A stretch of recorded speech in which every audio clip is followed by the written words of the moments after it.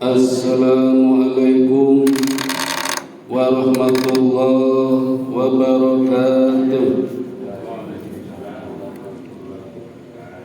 Alhamdulillahilladzi hadana lihada wa ma kunna linahtadiya laula an hadanallah. Ashhadu an la ilaha illallah wahdahu la syarika lah wa ashhadu anna Muhammadan abduhu wa rasuluhu la nabiyya ba'dah. Bapak Ibu, saudara-saudara dan adik-adik jamaah Masjid Al-Huda Ngadimulyo Yogyakarta yang dirahmati Allah, pada pengajian kuliah subuh yang lalu sudah saya sampaikan bahwa Nabi Muhammad sallallahu alaihi wasallam selepas turunnya ayat kewajiban menunaikan ibadah Ramadan, Nabi Muhammad menyampaikan di hadapan para sahabat bahwa puasa kita adalah puasa yang spesial, hebat, penuh dengan keistimewaan yang berbeda dengan puasa-puasa yang diwajibkan kepada nabi-nabi sebelumnya. Bahkan berbeda dengan puasanya makhluk-makhluk lain selain manusia, apa itu binatang, apa itu tumbuhan, dan apa pula bangsa jin. Di mana letak kehebatannya? Banyak sekali Bapak Ibu. Salah satunya di pagi ini saya ingin menyampaikan kehebatan puasa kita. Di antaranya adalah Allah membuka kesempatan, membuka forum komunikasi yang seluas-luasnya dan selebar-lebarnya bagi hambanya, yaitu kita, lewat komunikasi dua arah, two-way traffic communication, yang disebut dengan istilah doa. Waktunya pun Allah memberikan keistimewaan. Kalau di luar bulan Ramadan, waktu yang mustajab diantaranya setiap selesai sholat wajib, setiap selesai sholat Jumat, di antara dua adzanaini, di antara adzan dengan iqamat itu waktu yang mustajab. Ketika sujud terakhir itu juga waktu yang mustajab.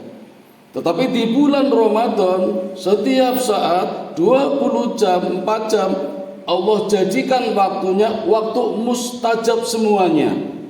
Kapanpun manusia berdoa, Allah berikan kemukjizatan, kemustajaban, diijabahi doanya. Ini istimewaannya.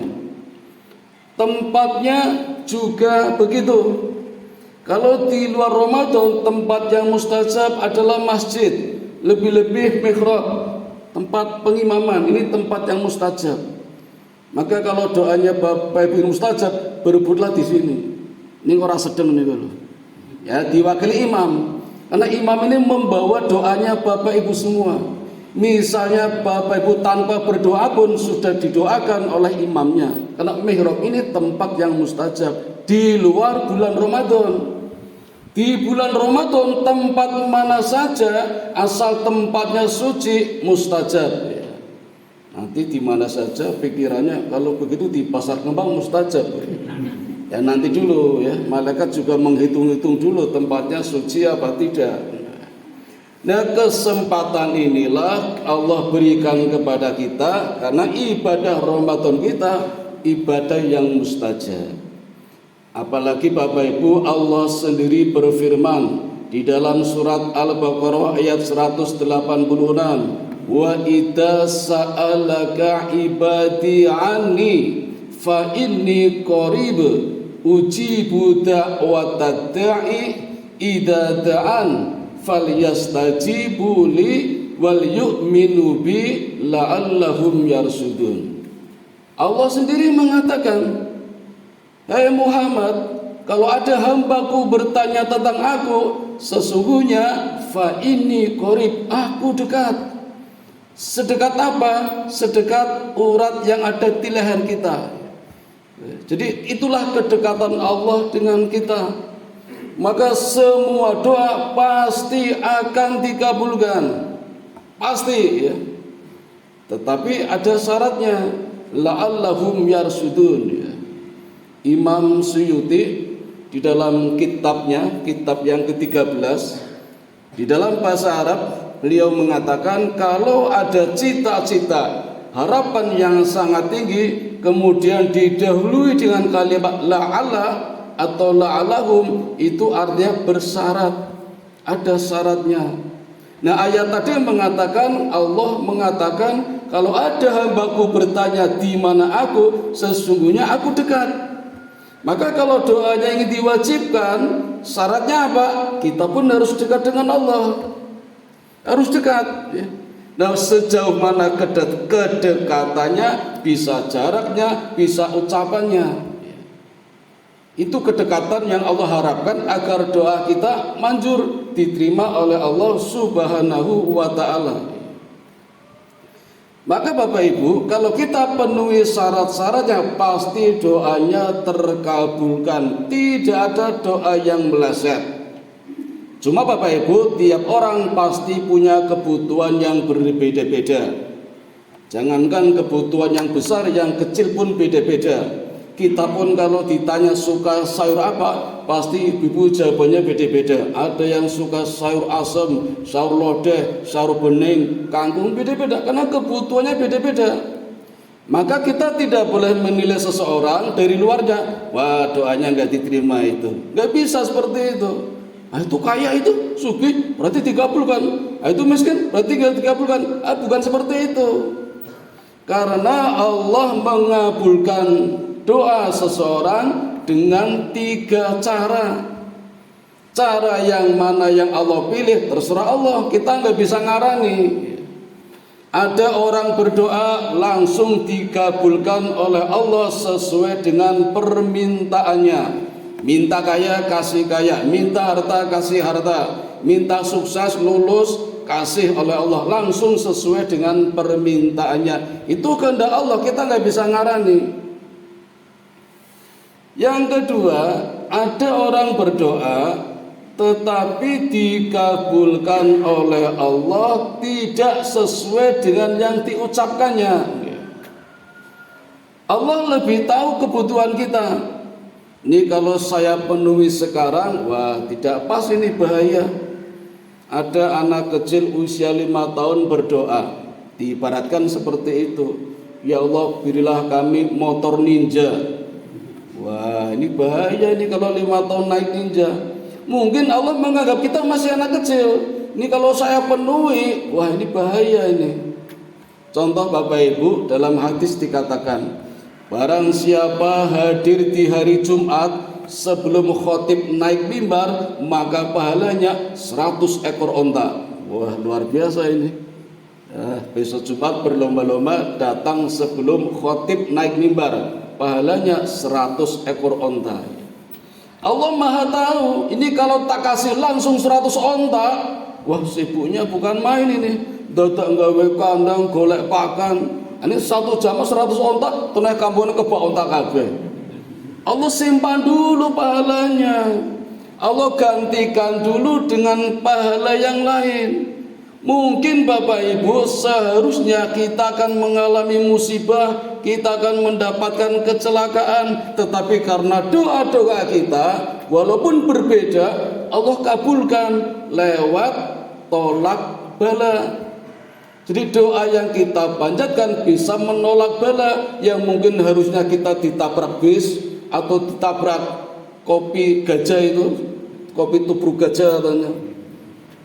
Tapi Allah selamatkan kita dengan doa yang kayaknya nggak ada hubungannya itu. Ya Allah berikanlah kami kekayaan, kayaknya nggak ada hubungannya. Tapi Allah gantikan dengan diselamatkannya kita dari musibah. Itu cara yang kedua. Nah, cara yang ketiga Bapak Ibu mungkin tidak kita sukai ya, tapi Allah suka. Caranya Allah mengabulkan dengan doa kita, disimpan dulu kebaikannya sebagai tabungan di akhirat besok. Karena besok kita membutuhkan amal-amal kita. Bahkan sejak di alam kubur, di alam barzah, alam akhirat, kita membutuhkan amal-amal kita yang namanya doa. Di alam kubur Bapak Ibu, ada yang terasa sempit kuburnya, ada yang terasa luas kuburnya bagai istana. Dalam satu kisah diriwayatkan ada seorang muslim yang kaget betapa luasnya kuburannya, seperti istana, tidak cuma kipas angin tapi pakai AC. Ada apa ini? Tiba-tiba terdengar suara, "Wahai fulan, aku adalah amalmu ketika di dunia. Wahai fulan, aku adalah doa-doamu yang kamu panjatkan kepada Tuhanmu. Sekarang aku diperintahkan untuk menemanimu di kuburan sehingga terasa lapang bagai istana." Itu doa-doa kita yang dulu di dunia tidak dikabulkan sebagai tabungan di kuburan. Bahkan di alam barzah sambil menunggu datangnya kiamat, kan orang beda-beda perasaannya. Ada yang terasa lama sekali gak kiamat-kiamat, penantian yang sangat lama. Tapi bagi orang yang amalnya banyak, orang yang doanya banyak, penantian datangnya hari kiamat seperti penantian pengantin baru, berijab barisa, ngerti-ngerti subuh harus sepat apa. Seperti pengantin baru cepat sekali tahu-tahu kiamat. Karena banyak doa-doa yang dipanjatkan ketika di dunia. Itulah Bapak Ibu manfaatnya doa. Kadang kita kecewa kok tidak dikabulkan, padahal dikabulkan, tapi disimpan dulu sebagai tabungan amal. Apalagi Bapak Ibu besok nih kalau kita masuk surga, amin. Sebelum masuk surga, kita akan melalui pintu gapura. Jadi surga kita nanti beda-beda Bapak Ibu. Kecuali ada amal yang sama, nanti kita bisa sama. Termasuk keluarga Bapak Ibu. Nanti kalau amalnya sama bisa satu keluarga. Nanti dibuka surat Al-Waqiah. Satu keluarga bisa bareng-bareng di surga, duduk berhadap-hadapan, bersandar di atas dipan yang dibuat dari permadani emas. Itu ada di dalam surat Al-Waqiah. Bapak, ibu, anak kumpul dalam surga. Oh, asik sekali ketemu lagi. Kalau bisa sama amalnya. Tapi kalau amalnya beda ya nggak bareng. Mungkin bapak selingkuh dengan bidadari lain, ibu selingkuh dengan bidadara lain, tapi nggak apa-apa, sama-sama surga, cuma mungkin beda ya. Maka puasanya pun harus sama, sholat idnya pun harus sama ya. Dulu ada murid datang ke rumah cerita sama saya muridnya bapak dulu ketika sekolah di Muhammadiyah, tapi suami saya NU, jadi sholat idnya beda. Saya duluan yang sholat, suami saya besok. Kok iso beda ngono lho, ora ono sing ngalah nih lho. Ya sama-sama masuk surga ini secara kumpul itu. Ya rada tragis sithik lah itu ya. Nah, kita bisa sama-sama di surga satu keluarga kalau misinya sama. Nah, ketika memasuki pintu gerbang, nanti gapurannya beda-beda. Hiasannya beda-beda, aksesorisnya beda-beda, warna-warninya juga beda-beda, tergantung doa-doa yang pernah kita panjatkan di dunia yang tidak dikabulkan oleh Allah ketika di dunia. Makatan Bapak Ibu, doa-doa yang Allah berikan kesempatan kepada kita. Dan Bapak Ibu, lebih dahsyat lagi kalau doanya diimbangi, diiringi dengan sedekah. Nah ini kalau bicara dengan sedekah rada ketar-ketir, dikirane harus besar, banyak. Tidak Bapak Ibu, semampunya. Maka hukumnya wajib. Kalau wajib pasti ringan, pasti kita mampu semampunya. Sampai-sampai Nabi mengatakan, tabasumuka fi wajhi ahika laka sedekah. Senyum kamu kepada temanmu itu sedekah. Senyum. Tidak harus pakai harta, tapi kalau pakai harta, pakailah harta.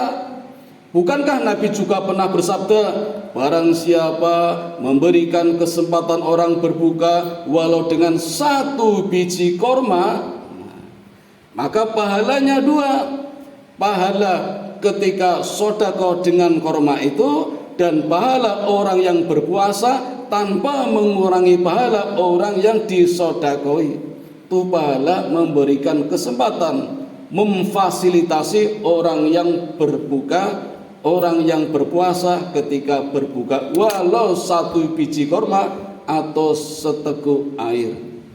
Berapa sih pahalanya? Allah sebenarnya enggan menghitung-hitung. Kita saja yang kadang hitung-hitungan. Tapi kalau berhitung, boleh-boleh saja. Bagaimana perhitungannya? Rumusnya padi. Padi yang berisi 7 tangkai, yang tiap tangkainya berisi 100 butir. Jadi Allah lipatkan 700 kali. Sedekahnya cuma 1 biji korma, tapi pahalanya senilai 700 korma.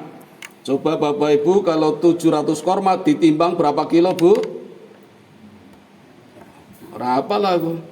Sekilone pinten? Tergantung kormane. Korma aswa ya larang. Itu masih dikalikan lagi 10 kalinya. Man ja'a bil hasanati falahu asru amthaluha. Barang siapa berbuat 1 kebaikan, maka Allah lipatkan 10 kali lipatnya. Itulah perhitungan amal-amal kebaikan kalau kita mau menghitung-hitung. Janjinya Allah enggak mau hitungan. Wes saya sendiri, kata Allah, yang akan menghitungnya. Nah Bapak Ibu, penutup nggih, yang paling dahsyat itu sedekah di waktu subuh. Kenapa? Karena waktu subuh itulah berkumpulnya 2 shift malaikat. Malaikat shift malam datang ketika waktu di antara adzan dan qomat, dan akan diganti oleh malaikat shift berikutnya. Jadi kumpul 70.000 malaikat. Ngapain 70.000 malaikat ini kumpul? 1, mendoakan hamba-hambanya yang sholat subuh. Kalau hamba-hambanya Allah tidak berdoa, kalaupun berdoa, hamba-hamba Allah pasti akan diaminkan oleh malaikat. Ini kehebatannya. Dan malaikat sendiri yang berdoa kepada Allah. Apa doanya? Ya Allah, berilah ganti untung. Bukan ganti rugi, ganti untung kepada orang yang sedekah di waktu subuh. Di waktu subuh langsung. Jadi Bapak Ibu, dahsyatnya sedekah subuh Allah akan berikan langsung hari itu juga. Hari itu juga, tidak ditunda-tunda. Mungkin setelah pulang dari masjid, mungkin nanti siang, mungkin nanti sore. Tidak mungkin sampai besoknya lagi, tidak mungkin. Hari itu Allah ganti langsung. Dengan 2 cara. Cara yang mana? Terserah Allah. Kita nggak bisa ngarani inilah. Kadang kita pengennya cara pertama, Allah malah memberikan cara yang kedua. Apa sih cara pertama? Allah mengganti dengan bentuk yang serupa. Kita infak 1.000, Allah ganti 10.000. Kita infak 100.000, Allah ganti 1 juta. Sesuai dengan bentuk sedekah kita. Itu cara pertama yang kita sukai. Tapi kadang Allah nggak suka. Wah, Allah suka yang pertama, sugih mendadak itu. Cemplungnya 100, dibuka, jadi 1 juta. Kenapa? Kayak sulapan itu. Allah kadang lebih suka dengan cara yang kedua. Allah mengganti yang lebih mahal nilainya. Kesehatan, keberkahan, kebahagiaan, kesuksesan yang nilainya kadang lebih mahal daripada bentuknya uang. Itulah yang Allah berikan kepada kita bagi siapa saja yang sedekah di waktu subuh. Mau cara yang mana Bapak Ibu? Pilih. Cara yang pertama, ketika kita masuk masjid, sebelum menunaikan sholat tahiyatul masjid, langsung cemplungkan di kotak infak ya. Makanya kalau bisa di depan masjid di pintu ada kotak infak. Jangan kaleng yang berjalan ya. Kadang kan pas Jumatan kalengnya berjalan mengganggu konsentrasi. Letakkan saja di pintu ya, untuk menguji kesadaran kita. Kenapa sebelum sholat tahiyatul masjid? Kalau sholat dulu biasanya lupa. Baru sholat rampung pelencing ya. Infak dulu. Bebas terserah. Cara pertama. Cara yang kedua, kalau di rumah Bapak Ibu sebaiknya disiapkan kotak infak sendiri. Ya tidak harus kotak, mungkin botol aqua, apa dompet ya. Masukkan dulu ke situ. Berapa? Bebas, 100 rupiah boleh. Kalau 100 rupiah koin masih ada, sebulan kan jadi 3.000. Kalau sehari 500, 15.000. Kumpulkan dulu. Nah setiap sebulan baru disodakokan. Boleh itu. Sediakan juga kotak infak atas nama anak-anak kita. Anak kita mungkin belum punya penghasilan, kita keluarkan. Kotaknya diberi nama anak-anak kita. Jadi dilatih sodakoh walaupun dengan harta kita. Kumpulkan dulu sebulan boleh. Nah begitulah banyak cara bagaimana kita bersodakoh dengan mudah. Dan sodakoh inilah yang mengiringi doa tadi agar doanya lebih dahsyat. Bapak Ibu, doa itu ibarat senjata. Senjata kan beda-beda. Ada panah, ada pistol, ada bedil, ada granat, ada meriam. Mana yang paling ampuh? Seperti doa kita. Doa mana yang paling ampuh? Doa yang amunisinya hebat ya. Jadi mari kita perkuat amunisi kita, semangat kita, kedekatan kita dengan Allah agar doa kita mustajab.